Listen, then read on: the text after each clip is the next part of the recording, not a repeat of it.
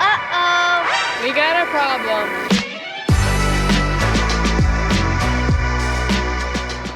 What up, YouTube? Today we're going to go over some general maintenance on the Rawrr Mantis X. We're also going to show you how to do an oil change.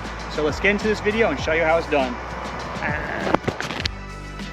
All right, here's all the stuff you're going to need to perform a general maintenance and oil change on your Rawrr Mantis X.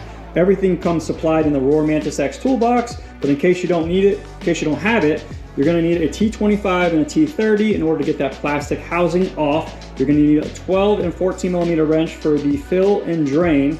If you want to basically adjust your chain tension, you're going to need a 13 millimeter and a 10 millimeter wrench in order to adjust the chain adjustment bolt, as well as a 17 and 19 millimeter to break that rear axle / loosen that rear wheel so you can pull it back.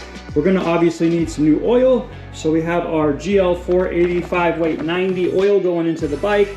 We have a napkin / shop rag to wipe up all the excess oil and mess that's going to be on the bike. 10 ml syringe to basically suck it up, put it into the bike, and we're using a paper plate as our catch can of the oil.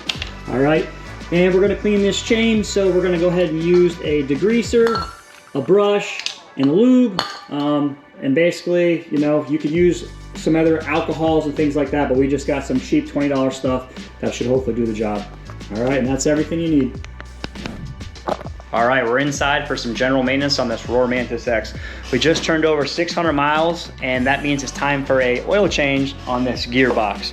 So Rawrr recommends that around 1,000 kilometers or 621 miles, you change out that oil. So they recommend you use a GL4 85 weight 90 type of oil. This is LIQUI MOLY, just under 20 bucks on Amazon. It's a transmission-based oil, and this bike's gonna basically take around 60 mLs. It's right behind here. Basically, we got 3 T25 screws, a T40 screw to remove this housing, and then a 14 millimeter fill, and then a 12 millimeter drain on the bottom. So we're gonna get to that here in a second of dropping that old oil.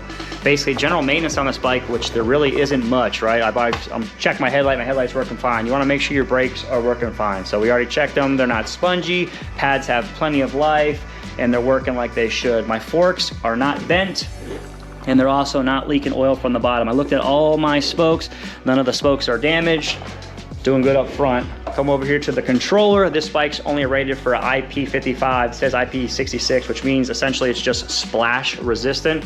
So good luck going through big puddles or spraying this thing down to wash it. You're kind of rolling the dice here, all right? So there's no obvious damage to my heat sinks. Controller, like if I want to look on the inside, there's no obvious corrosions. I'm gonna check my frame to make sure there's no kind of breaks or any kind of obvious dents, you know. Coming over here to the back. All right, for the chain displacement on this bike, I believe it's 15 to 20 millimeters of displacement. So a good rule of thumb is, all right, 2 is too tight, 3 is perfect, and 4 is too loose, which I really can't get. So this bike is a direct drive, kind of like a normal dirt bike, not like the Sur Rons or my E-Ride where there's a belt and then a chain, all that stuff to the sprocket. So yeah, if you want to go over all your bolts, you can see these ones are torqued. You can see the paint still on there. So none of the bolts have moved. I know back here you want to check these guys. I've already checked everything, we're good. Every once in a while, at least right now, we're gonna basically clean this chain with some degreaser and then re-oil it up. And that's essentially it. Your tires, I believe the tires are 23 to 25 PSI. Rear are 35 PSI. If you want to visually inspect the battery, I don't know where my key is. I already checked. There's no obvious signs of damage or anything like that to it. But I mean, that's essentially it for maintenance on this bike. So let's get into changing the oil and drop it and put some new stuff in here. Let's get it. All right, we got 3 T25s and a T30, my bad. I think I might have said T40. But anyways, housing comes off. And here we are. All right, we got a 14 up here, fill, 12 down here. All right, as you can see, we're gonna probably make a mess. I need to clean all this stuff up, but I think the game plan is we're gonna basically crack this open, take this off, let it drain. It's gonna probably make a little mess right here, but it is what it is. It's all gonna kind of just collect right here. It's only 60 mLs. So yeah, wish me luck. Hopefully I can get in there.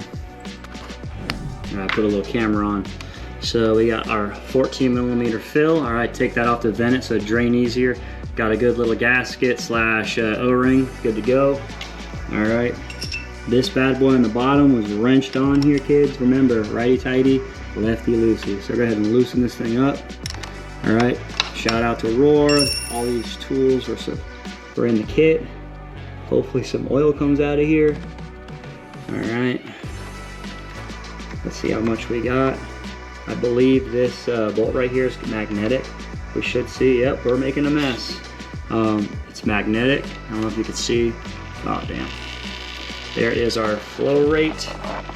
It's all just kind of sitting in there. So with it being on a kickstand, it's kind of going this way. But luckily it's, you know, it ain't much. It's only 60 mLs. So I don't know if you can see, there's might be a little bit of metal shavings on here.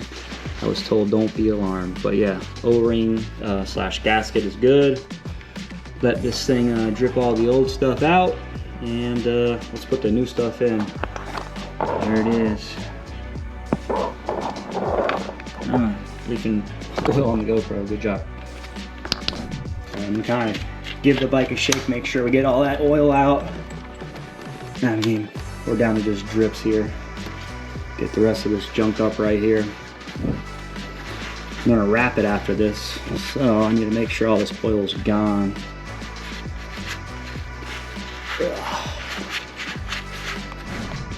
All right, the 12mm drain bolt is on. Get it nice and snug, and then maybe a 1/4 inch turn. I did not see a tech spec in the manual. It's probably, I don't know, probably underneath 20 foot-pounds, but you know, I don't want to over tighten it because that O-ring, I don't want it to get smushed, and yeah, looks good enough. Now now here comes the fun part. Let's fill this guy up with, let's do this 6 times, get 60 mLs of oil in here. All right, so this stuff came with a nice little hose, but I need 60 mLs, so I'm gonna have to, I don't know, do this slowly. It's hard trying to pretend to hold the camera and do this at the same time, so I'm essentially gonna do this 6 times. I'm gonna try to come in through the top up here to get in this little filler right here, all right? I'm gonna do this 6 times in a row. I'm not good at math, but 10 times 6 is 60, let's get it. This is definitely not the best place to do this. It's inside my house, but I'm kind of just squeezing this bottle and slowly getting 60 in here. So you can see the color's a little bit different. This is way more yellow gold neon than the stuff that came out. So I'm gonna get this line to 10. All right, it's overflowing. Now let's see if we can get it in this hole. Oh, let me put the camera up. Ugh.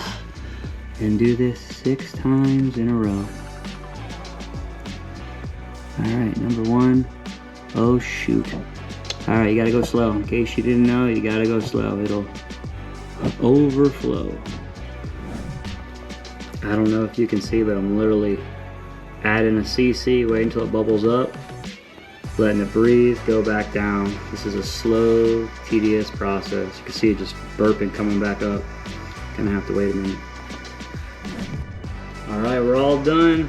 60 mLs in. If you can see, I just had to tighten this up to where the previous mark was from the little torque paint they had on there. Fire it up, make sure it still works. All right, we got the oil change complete. We'll start it up, just make sure we don't have any kind of like check engine codes. We sure don't. And that's how you do oil change. All right, YouTube, that's all we got. Hopefully this video helped you working on your bike. Don't forget to like and subscribe if you can. But anyways, remember, life's short, buy a bike. Until the next episode, see you later.